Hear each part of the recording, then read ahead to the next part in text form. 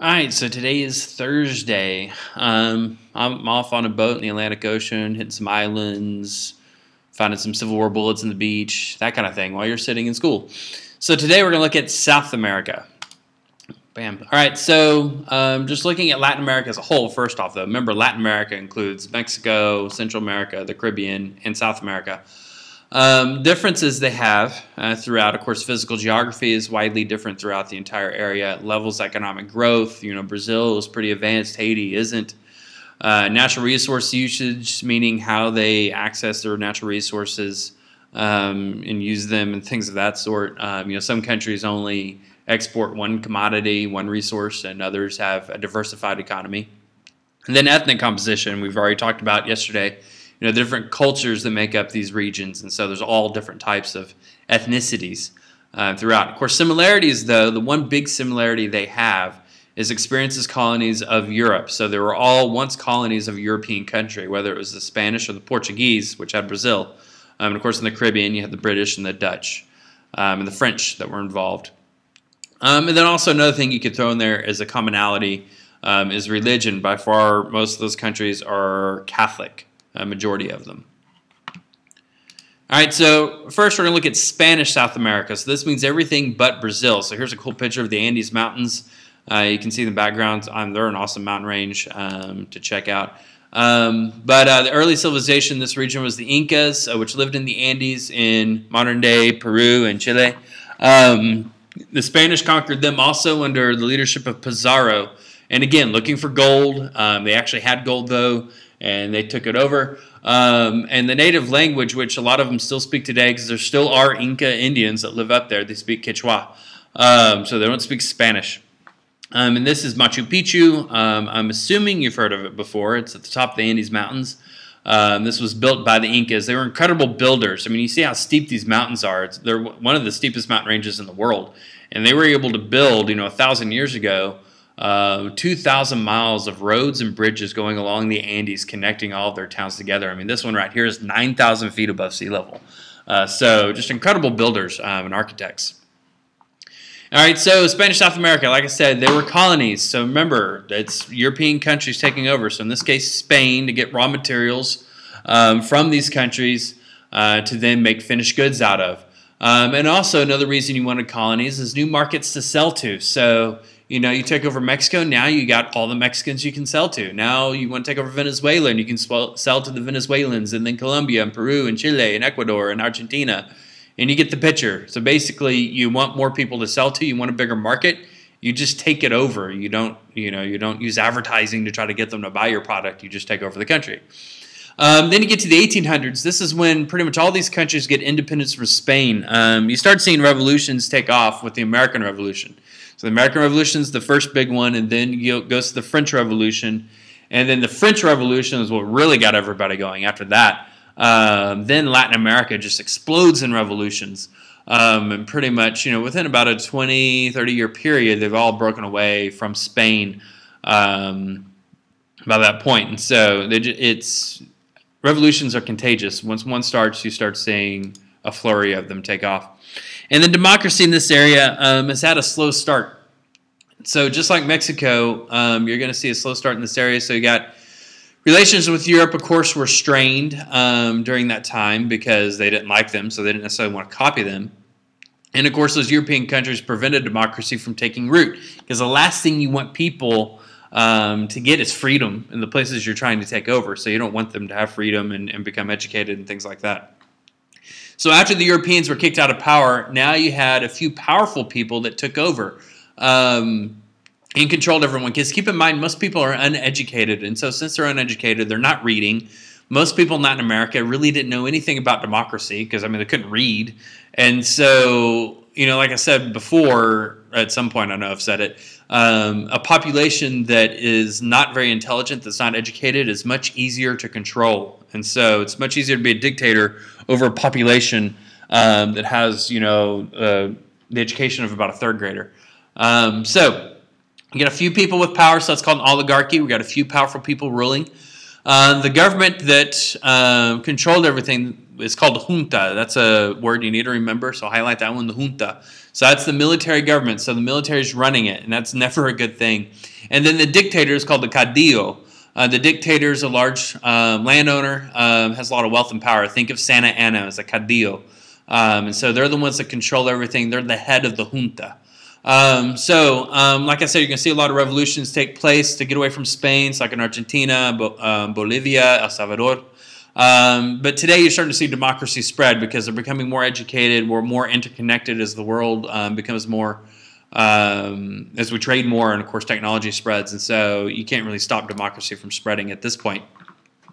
So economic activities, what they're doing today, well, most of them are primary and secondary levels in Latin America, which means they're going to be poor. So, highlight that. That's where most of the Latin American economy is going to be focused on. It's primary and secondary. So primary members gathering raw materials like farming, fishing, lumbering, all that.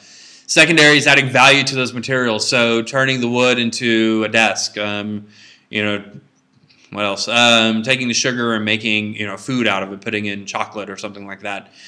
And so there's very few jobs at the two upper levels, tertiary and quaternary, which is where most of the money is made. So tertiary is, you could just write service level jobs. Remember, we talked about the service industry being the one where you want most of your people working. And this is where they have the least amount of their people working. So they're going to be poor. So tertiary, service industry, salesperson, teacher, lawyer, doctor, all of that.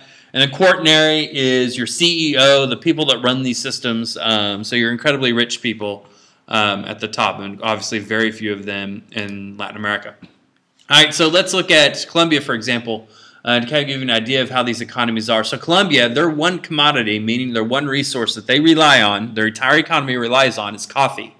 That's the main thing. So if something happens to their coffee crop, let's say, some kind of insect gets in and destroys the crop, well, there goes their economy because it's all based on that one thing. And just a few wealthy people, families, control pretty much all the coffee distribution. When everything relies on one thing, that's never a good thing. It's just like, think about your own money. Let's say you got $10,000. Are you going to invest all of your money into one company? Well, you could, but it wouldn't be smart because if something happens to that one company, what happens to all of your money? You lose it. So the smart thing to do is called diversify. You need to write that word down. That's a key word, diversify. Or diversification is another way you'll see it, maybe on a test or a quiz. But diversification or diversifying is when you invest in many different things. So instead of just Colombia relying on coffee, they need to find other things that they can sell. So if one has an issue, if one crop fails, or something like that happens, or demand drops for a certain product, they have other products they can rely upon. Just like if you had that $2,000, you can invest, $10,000, you can invest $2,000 in 5 different companies, and then if one does really bad, it doesn't matter if the others, or at least one other one, is doing well, it's going to make up for it. You're not really losing anything. So that's the key word, diversify or diversification, diversifying. All means the same thing. It means just investing in more than just one thing. Now, Colombia, of course, does have another commodity, but it's not legal. The coca bush. This one, you can grow it, and actually people in the region throughout South America eat it, especially when they're going up into higher elevation areas. It helps you acclimate to the higher elevation. But when you take that leaf and you turn it into cocaine, it becomes 60 times more lethal. I'll say 6 times more stronger, which can be lethal. And of course, the cartels distribute the cocaine up to the United States and Canada. And a lot of times, the thing that makes it even worse is they'll make crack cocaine. So the difference between the two, crack cocaine is when you add other things in there like fiberglass, things like that. They put fiberglass in there because it makes little slits in your nose or in your throat as you sniff it, and gets the drug into your bloodstream faster. But a lot of these things are incredibly deadly. Horrible for you. Cocaine's already horrible for you, and then you add these other additives in it. But cartels and drug dealers do that to make their cocaine last longer, so that way they can make a profit on it for a longer period of time. But one thing I want you to notice on this, here, a lot of the drug production is here, and of course in South America, Central America, and Mexico, but notice where the drugs are going. They really don't have much of a drug problem in Latin America when it comes to users. Most of the users are in the U.S. and Canada, and I know your first thought may be price. Well, they can't afford it. But, it's more than that. I mean, what's interesting is where you see most of the drug use is your industrialized countries where we have higher stress, higher depression, and stuff like that. And so a lot of times we sit up here thinking, we have these great lives, we have all this wealth and all these material things and comfort, but yet for some reason we're the ones that are depressed and stressed out and using the drugs. Whereas then down here where they have less wealth generally, less material things, and we would think that they're not as happy. For some reason, they're happier. They're using really not any drugs because they're not trying to escape, or abuse anything to escape their reality. So for some reason, that's more of a problem in the industrialized world. You see higher suicide rates, higher depression, higher stress, higher drug use, in actually the richest countries on earth. And so it's just another way of showing you that wealth and material things do not make you happy. It doesn't solve anything whatsoever. Here you got, as I've, I don't think I've told you all this yet, but, I've traveled quite a bit, and the happiest people I've ever met are the ones that you would think would never be happy, the ones that live in poor areas. I've been to some of the poorest areas in Mexico. I've been to Venezuela. I've seen poverty like you've only seen on TV, and those are literally the happiest people I've ever met. I've never met people that had better families, just a better outlook on life, and just joy every day. Not just general happiness, but true joy in living. And so that's something to show us about our culture and really think about why is it that we get addicted to all this and try to escape our reality when there's people living in what we would consider much worse situations, but yet they're happy. All right, so moving on. That was a deep thought of the day.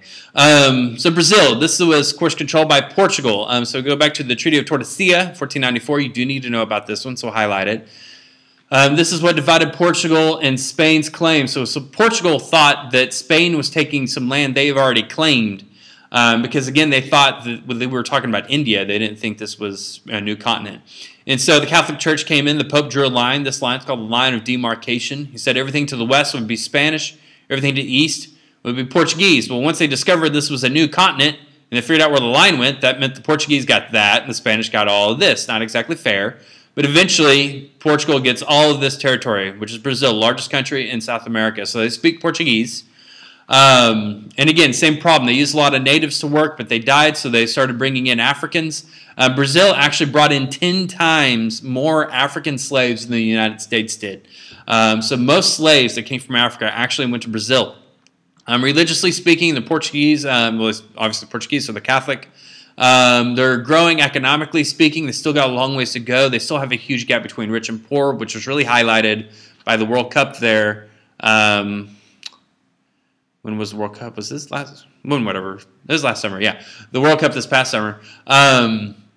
Where they were building all these huge stadiums, but the poor people were like, hey, we need help. We're building these huge stadiums for the World Cup, but yet we need better infrastructure for us. As you can see, like here in the Barrios in Brazil, urbanization is a huge problem in Brazil. They have some huge cities like Rio de Janeiro and stuff like that. So they got a huge problem with that. And we've already talked about all the problems that come with urbanization. Of course, higher crime rates. They're not employed. You have the lack of infrastructure. Obviously pollution and things of that sort. And so to help deal with this problem, one thing they did back in the 70s is they moved the capital of Brazil from the coast inland to this new city called Brasilia.